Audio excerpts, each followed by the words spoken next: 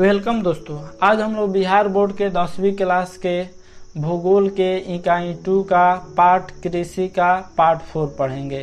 Part 1, 2 और 3 का video upload कर दिया गया है। पार्ट 3 हम लोग पढ़ लेते हैं। वेलकम दोस्तों, आज हम लोग बिहार बोर्ड के 10वीं क्लास के भूगोल के इकाई 2 का कृषि चैप्टर का पार्ट 4 पढ़ेंगे। पार्ट 1, 2, 3 का वीडियो अपलोड कर दिया गया है। यह है पार्ट 4 का वीडियो। पार्ट 1, 2, 3 देख लीजिएगा तो इसको देखिएगा, और वीडियो के लिंक में PDF लिंक दिया जाएगा। उस लिंक पर क्लिक करके आप PDF डाउनलोड कर सकते हैं। तो कृषि जो है वह इसके बारे में, इसके पहले जो हम लोग वीडियो पढ़े हैं उस वीडियो में हमने खदान फसलों के बारे में बताया था, कपास के बारे में, जूट के बारे में बताया था, तिलहन, दलहन, गेहूं, धान, मक्का, रागी, मड़ुआ, इन सभी चीज़ों के बारे में पढ़ा था। आज हम लोग इसके बारे में अर्थव्यवस्था में क्या भूमिका है, रोजगार और उत्पादन के बारे में हम लोग जानेंगे। तो बताए थे आप लोगों को कि कृषि से भारत कमाता है अधिक। जो राष्ट्रीय आय होता है भारत जो कमाता है उसका 24% हिस्सा कृषि से प्राप्त होता है, यानी कुल GDP में 24% कृषि का योगदान है। भारत के राष्ट्रीय आय में 24% कृषि से प्राप्त होता है, और भारत में सबसे अधिक रोजगार जो है वह कृषि ही दिया हुआ है। 2/3 लोग कृषि से जुड़े हुए हैं, यानी करीब 66% जनसंख्या जो है वह कृषि से रोजगार प्राप्त करती है। कृषि के बाद सूती वस्त्र उद्योग है जो सबसे अधिक रोजगार देता है। तो कृषि का राष्ट्रीय अर्थव्यवस्था, रोजगार और उत्पादन में क्या योगदान है, इसी के बारे में हम लोग जानते हैं। भारत कृषि प्रधान देश होने के कारण भारतीय कृषि अर्थव्यवस्था में नींव के पत्थर की भांति महत्व रखती है। 2001 में देश की लगभग 63% यानी 2/3 जनसंख्या कृषि से रोजगार प्राप्त की हुई थी। कृषि के महत्व को समझते हुए भारत सरकार ने इसके विकास एवं वृद्धि के लिए इसके आधुनिकीकरण का प्रयास कर रही है।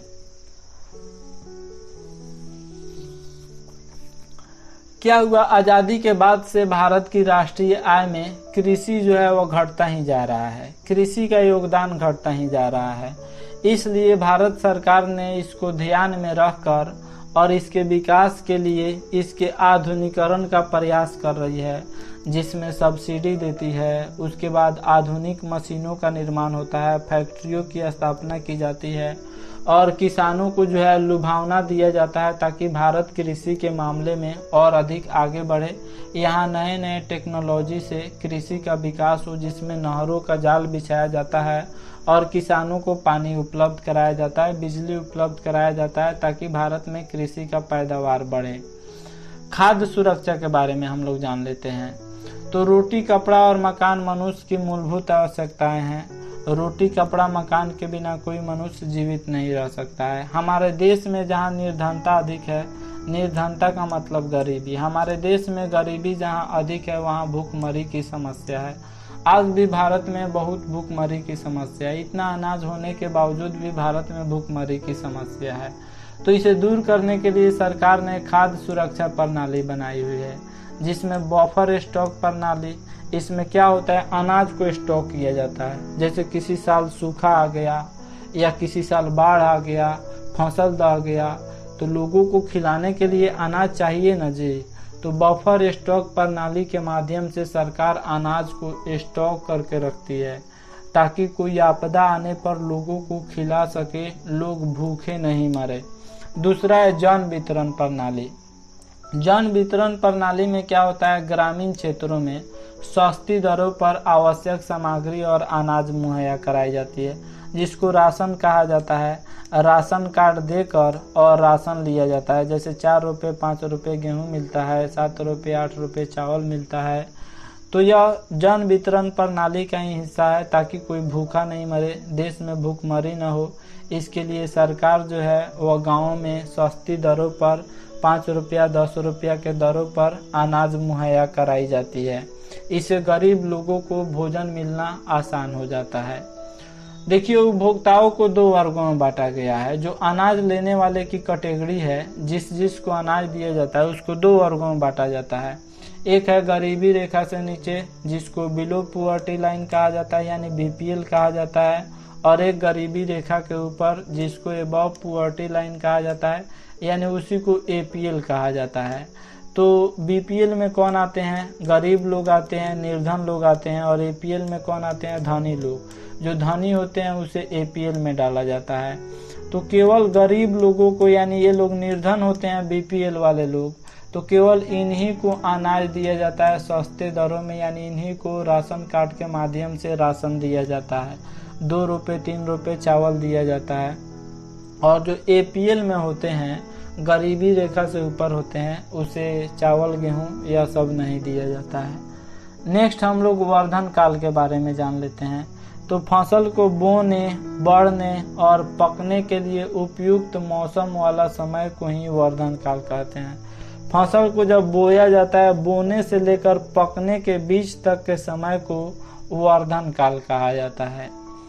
नेक्स्ट हरित क्रांति के बारे में हम लोग जान लेते हैं।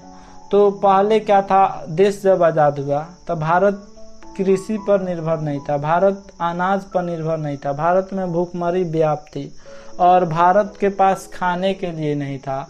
तो भारत भोजन को दूसरे देशों से मंगाता था। तो इसी के लिए हरित क्रांति की शुरुआत हुई, और हरित क्रांति के बाद अनाजों में इतना ना अधिक वृद्धि हुई कि पूरा जो है अनाज अब भारत दूसरे देशों को बेचता है। दूसरे देशों को अब भारत जो है अनाज खिलाता है। भारत का अनाज में आत्मनिर्भर बन गया।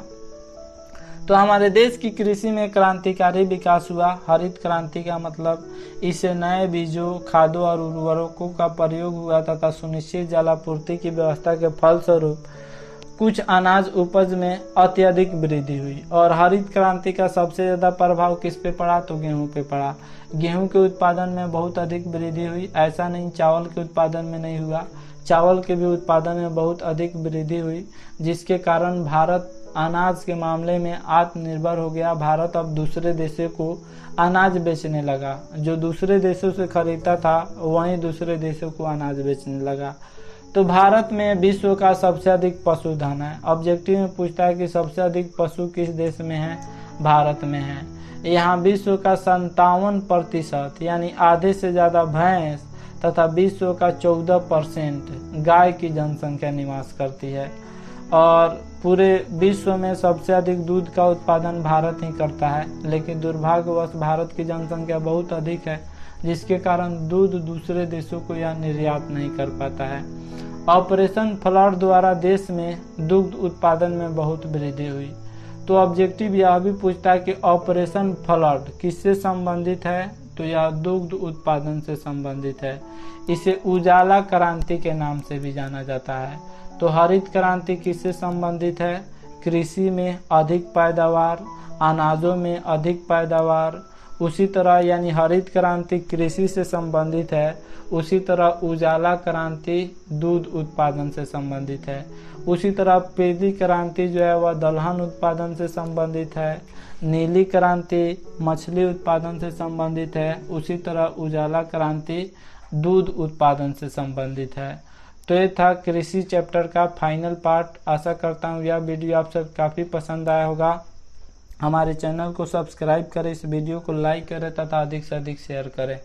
Thanks for watching my video.